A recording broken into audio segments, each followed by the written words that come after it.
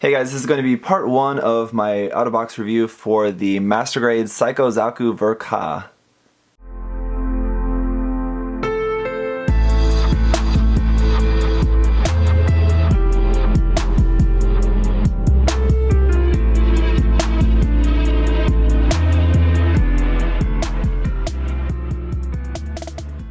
So yeah, like I did with the Thunderbolt Full Armor Gundam, I broke the review up into 2 parts because that was sort of like an inner kit and then like the full armor Gundam. And I'm going to do a similar thing here with the Zaku just because I want to show you guys just the mobile suit itself. And then in part 2, I'll focus on the backpack, of course, and all of the accessories and things like that. So first I just want to give just the Zaku itself, just its own kind of review, just to be able to talk about this without all that extra stuff on there. So anyway, we'll just get into this. I actually haven't built any of the extra stuff. I have the main part of the backpack built at the moment, but a lot of the extra stuff I just haven't got it built yet. So there will be other videos coming out between now and then. So like part 2 won't be up like immediately after this, but anyway, I'll have that up as soon as I can for you guys. So yeah, so far my experience building this kit has been, it's been really fun actually. It's a really nice kit. It's essentially a Master Grade 2.0 Zaku.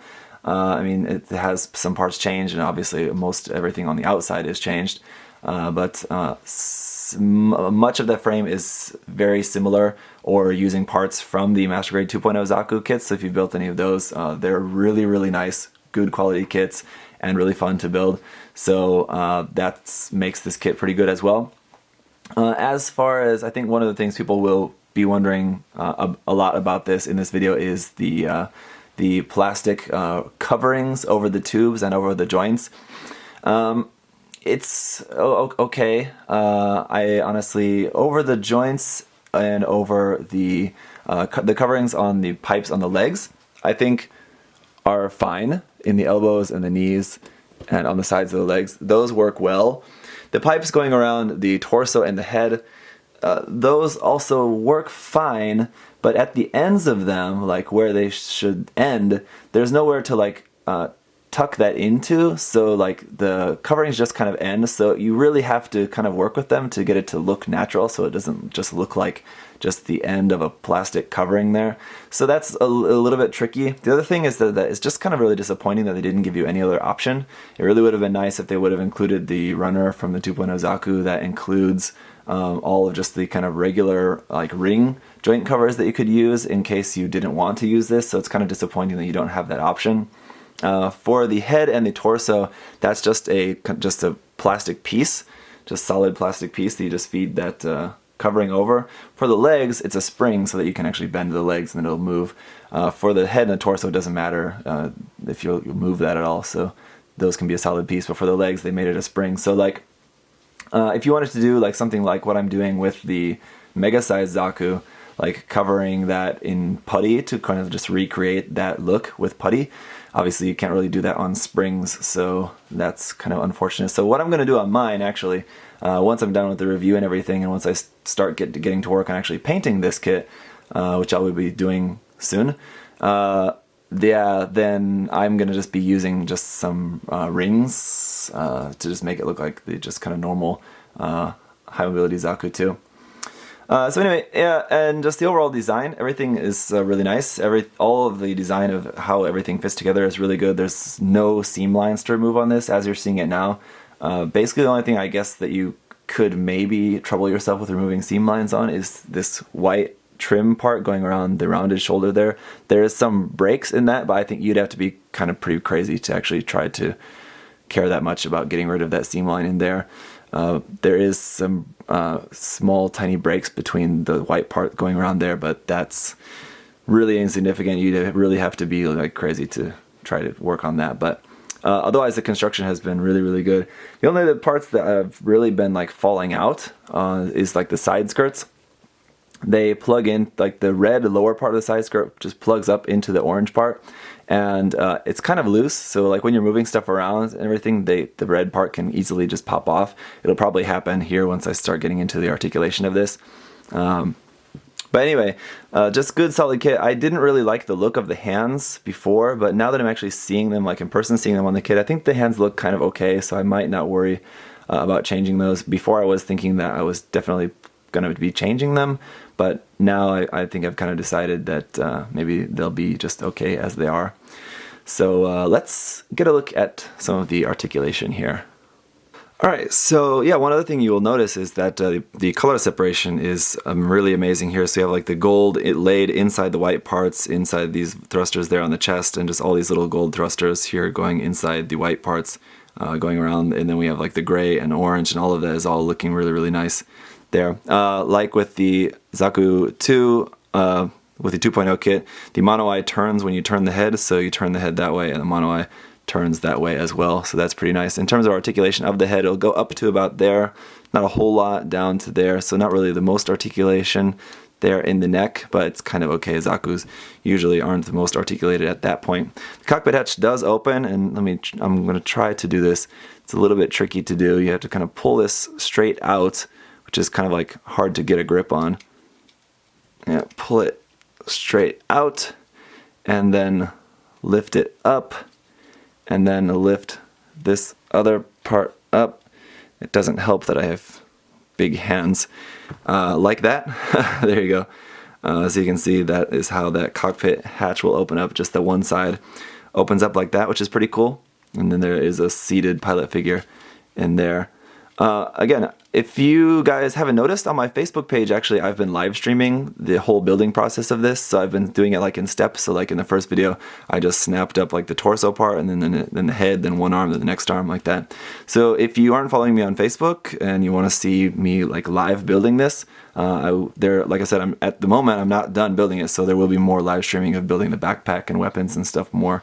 So check that out on Facebook, or it's just all there if you wanted to go back and watch that. You can watch it there. So in here, as far as the torso goes, there's going to be a little bit of movement back and forth, side to side, not really too much, rotating a bit. So that's fine there. Obviously, again, like I said, like I made a point with the HG, I think you don't want too much articulation here in the waist, because with such a huge, heavy backpack, that is probably going to be more worse than it is good for just the whole structure of everything. So here at the front skirts, again, I was actually a little bit disappointed that this top kind of raised armor panels here on the front skirt is not a separate piece. This whole red part there in the center is all one piece, so that was actually kind of disappointing, because I mean, it'll be easy enough to mask, to paint that in separate colors if you wanted, but unfortunately you will just have to mask that, whereas the majority of this kit you won't really have a whole lot of masking to do, just because of its really nice color separation here. So like these two orange pieces, like sideways ones here, that's one piece, and maybe you can see that underneath there. So you can see that's just one piece, but just on the front looks like two pieces there. The front skirt will be able to move up to about there, which is pretty good. You kind of have to like pull it down, and then swing it up like that. And then these side skirts are just all each individually articulated there. 1, 2, 3 panels of that. This thing, I'm not sure if I just don't have it plugged in the right way, but it does tend to pop out a little bit sometimes there. The back skirt can also lift up. Here you have the lock switch there on the back of the waist. As far as mechanical detail on the underside of the skirt armor, you can see there's some molded in there, but in terms of like actual gray parts, is really only that one there. All the side skirts and the front skirts don't have a separate part underneath there, which I think is okay. And here you can see already this one here fell off, this side skirt, so you just have to plug that back into there like that, and that's probably not the last time that's going to happen, so just bear with me with that.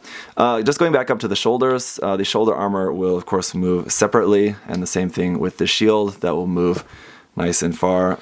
Nice detail up underneath there as well, so no problems moving that. The shoulder joint will swing forward a bit there. Here you can see on the backpack we have these thruster bells. Just very tiny little simple backpack here for this. If you don't have the huge backpack attached, the huge backpack attaches into these two holes there. We'll cover that in the next part of the video.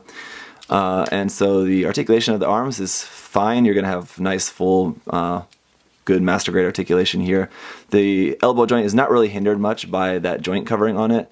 You can see it is getting a little bit stretched there, but overall it's pretty much fine. and putting that in is not really a problem at all. I'm glad that they didn't try to put a joint covering on this shoulder joint as well. That's only on the elbow. I was really happy about that. And then the wrist is just on a ball joint. We have the just fixed pose fingers. You can just swap those out. And then the thumb is just on a ball joint. We do have a wrist bend there in the wrist as well. So that is pretty nice. So yeah, again, the hands, I think the hands are a little bit large. I would have liked it if the hands were just a little bit smaller, but in terms of how they're constructed, they're really nice. So as far as the legs here as well, we're going to have a rotation there at the top. They can come up to about there, get a little bit more than a 90-degree bend, considering they have really huge lower legs there. But that's about as far as it goes for the legs. And then, yeah, again, just we have that nice joint covering for the knee. I think on the knee, actually, that joint covering works pretty well. And then here on this part, it all looks pretty fine. And then just here in the legs, the back part, this flap opens up. Again, nice little gold thrusters we can see just poking out everywhere around there. Underside of the foot here, we have these claws. Let me see if I can do this without having to get some kind of tool. Yeah, that wasn't going to happen. So let me just flip these out here. We have 1 and a 2, a 2, 2, and 3 little orange claws that will fold out on the bottom of the feet, and then that nice gold thruster there as well. So really nice, great details there. Ignore that nub dust that I can't seem to get out of his shoes there. It's like a pebble that's stuck in the bottom of your shoe. There we go. So yeah, that's all really nice. One thing I did also want to show is what these legs look like without this extra armor. So as you know, this is actually just all extra armor that you add onto this. So you can do without that. So let me just take this off. You can just have it as just kind of the regular high mobility type legs without these like super high mobility type. So you can see when you take this off, it's actually like exactly the same, just slightly smaller on the inside part. We slide this part out as well on the front, and then this part you actually have to take out the hose here, take off that part, and then reattach the hose. And then there is what just the regular high mobility type legs are going to look like.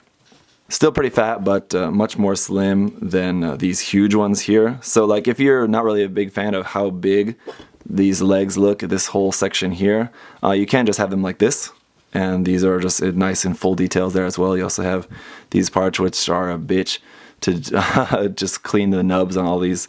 There's 8 of those little ringlets kind of there. You have to do those. That's kind of complicated. Then you have these little flaps on here, which will move up and down. And again, like when you have this whole big piece on, those are just kind of hidden under there, so you can't really do a whole lot with those. I guess you can kind of, but anyway, so it's cool that you have that option there for the legs, depending on which style maybe you like more. I kind of prefer this one, but I figure like I'm never going to do anything else with this, so I might as well just include that on there. So that's pretty much it for all the articulation stuff. Now, the one kind of accessory that I do want to talk about in this part of the review is this action base connector. Now, this kit, as you know, does come with its own base, and it has a connection piece that is probably the connection piece that you will, in most occasions, use, and that is for attaching underneath the backpack. But if you want to have just the Zaku just attached onto an action base, you can use this action base connector here, which will attach under the waist like a normal action base connector here. Snaps onto there, and then you can just plug this onto just any whatever action base one you want to. So that's going to be pretty much it for everything that I wanted to cover in this first part of the review, just going over the mobile suit itself and just kind of my initial thoughts so far and talking about some of the articulation. Obviously, I think the more exciting part will be the huge giant backpack and all the millions of weapons that this kit has. That'll all be covered in the second part of the review. One bit of articulation that I realized that I forgot to mention about was the ankles. The articulation of the ankles is great. It's fantastic. So that's kind of all you really need to know. There are no issues with the articulation in the ankles for this kit. So, and probably most of the time you won't have this thing standing on the ground. I mean, it can stand as it is now with no backpack on it, but even once you just put the base of the big backpack, the kind of main part of the backpack on it, it's really difficult to get to stand. It's possible, but yeah, you're probably not going to be having this kit standing on the ground anyway. It comes with a base, so ankles don't really matter too much. Anyway, just want to once again say a huge thank you to MindFenix Hobby Store for sending me this kit to share with you guys, because obviously, as you guys know, this is a really big, really expensive kit, but they wanted me to get this out and share this with you guys, and just let you guys know that this is a cool kit. And yeah, if you're living in Australia, consider supporting their sites. So link is down below for them. Anyway, thank you guys so much for watching. I'll have the second part of this review coming out as soon as I can. Otherwise, just stay tuned, and I'll see you guys later. Bye bye.